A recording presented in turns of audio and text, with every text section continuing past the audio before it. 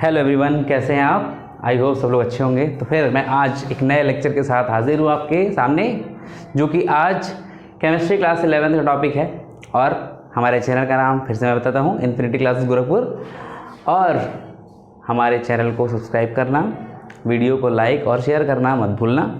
चलिए शुरू करते हैं आज की टॉपिक। आज की टॉपिक है हमारा बेसिक कॉन्सेप्ट ऑफ केमिस्ट्री के जो भी लेक्चर चल रहे थे उस लेक्चर में आज हम पढ़ने वाले हैं थोड़ा सा डिफरेंट।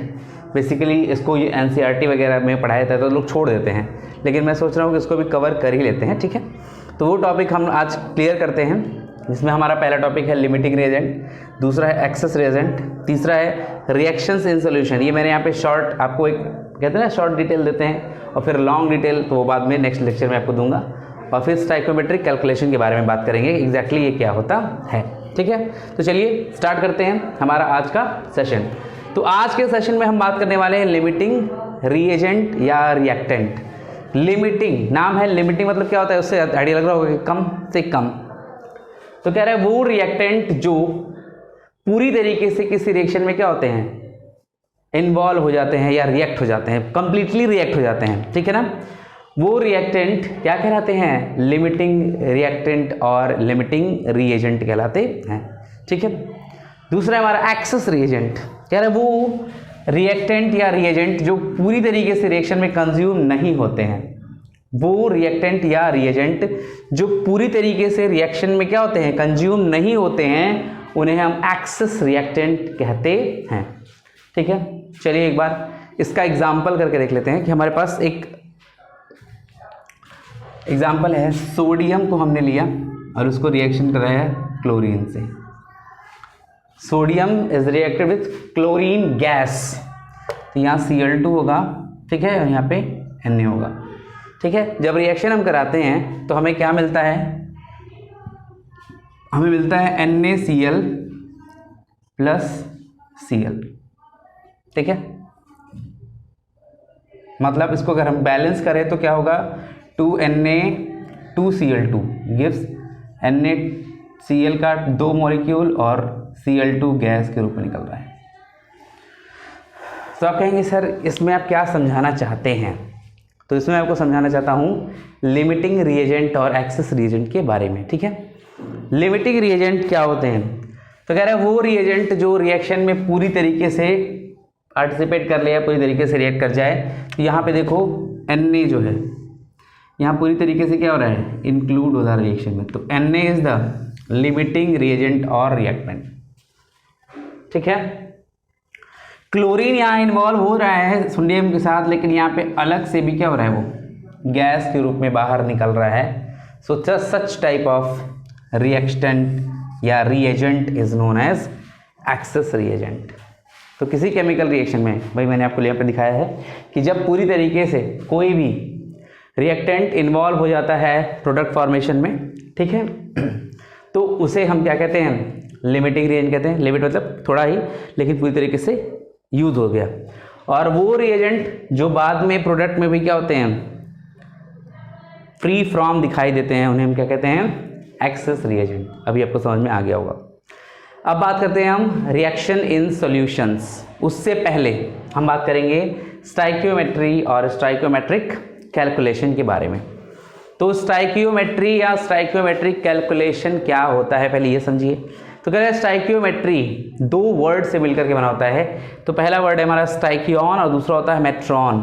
स्टाइकियन मतलब होता है एलिमेंट, मेट्रॉन मतलब होता है मेजर। किसी भी एलिमेंट का जब हम मेजर करते हैं, ठीक है, तो उसको कंबाइन करके जो साइंस बनता है या जो मेथड बनता है उसको हम बोलते हैं स्टाइकियोमेट्री।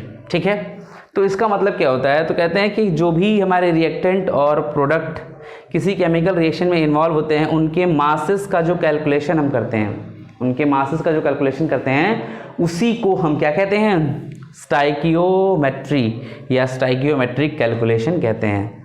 फिर से बता रहे हैं कि the calculation of masses of reactants and the products involved in the chemical reaction.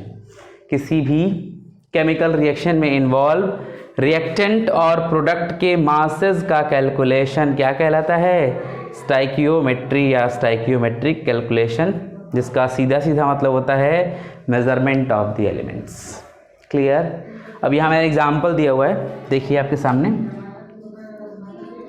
कि CH4 यानी मीथेन का ऑक्सीडेशन करा रहे हैं तो क्या बन रहा है, carbon dioxide and water molecule. ठीक है, तो यहाँ पे देखो CH4 के बगल में इधर इस साइड में कोई भी कोफिशिएंट या कोई भी नंबर नहीं लिखा हुआ है। ठीक है, लेकिन ऑक्सीजन और वाटर के केस में क्या है, कोफिशिएंट लगा हुआ है 2।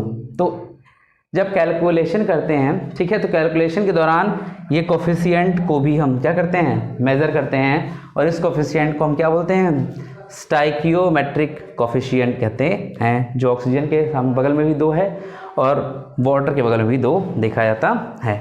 इस तरीके से जब हम कैलकुलेशन करते हैं किसी भी रिएक्शन में, ठीक है, प्रेजेंट सभी एलिमेंट्स का जो रिएक्टेंट के तौर पे होता है या फिर प्रोडक्ट के तौर पे, तो उसमें जो कोफिशिएंट लगा होता है उस कोफिशिएंट के आधार पे हम जो कैलकुलेशन करते हैं उसको हम स्टाइकियोमेट्रिक कैलकुलेशन कहते हैं। ठीक है, अब आइए आगे देखते हैं हमारा जो दूसरा है टॉपिक, रिएक्शंस इन सॉल्यूशन। मैंने पहले लिख दिया था, कोई बात नहीं है। तो कह रहा है यहाँ पे कि जब किसी भी रिएक्शन को हम कराते हैं किसी सॉल्यूशन के अंदर, तो उसमें कितना सब्सटेंस प्रेजेंट है, किसी वॉल्यूम में कितना सब्सटेंस प्रेजेंट है, उसको हम अलग अलग तरीके से बताते हैं। ठीक है, फिर से बता दे रहे हैं एक बार और सिंपल और साधारण भाषा में, कि जब भी हम कोई रिएक्शन कराते हैं, ठीक है, किसी भी सॉल्यूशन के दौरान, तो उसमें प्रेजेंट अमाउंट ऑफ सब्सटेंस को हम 4 अलग अलग तरीकों से एक्सप्रेस करते हैं, जिसमें पहला तरीका होता है मास परसेंटेज या वेट परसेंटेज। मैंने यहाँ शॉर्टकट में लिख दिया है परसेंटेज का। दूसरा है आपका मोल फ्रैक्शन, तीसरा है आपका मोलैरिटी, और चौथा है मोलैलिटी। तो हम आज इसके बारे में उतना डिटेल बात नहीं करेंगे, क्योंकि ये थोड़ा सा कैलकुलेटिव थिंग्स है, जिसको आपको कैलकुलेशन के दौरान समझना होगा। तो इसको हम अगले लेक्चर में देखेंगे। बाकी मैंने आपको जो बता दिया है इसको आप एक बार रिवाइज कर लीजिएगा, और आपको इस वीडियो में कोई भी डाउट्स होंगे तो उसको एक बार क्लियर कर लीजिएगा बाय द कमेंट। ठीक है, तब तक के लिए चैनल को सब्सक्राइब करना मत भूलिएगा, वीडियो को लाइक शेयर सब और बेल आइकन प्रेस करना मत भूलिएगा। ठीक है, तब तक के लिए मिलते हैं नेक्स्ट लेक्चर में, किसके साथ, रिएक्शन इन सॉल्यूशन के डिटेल के साथ। तब तक बाय बाय।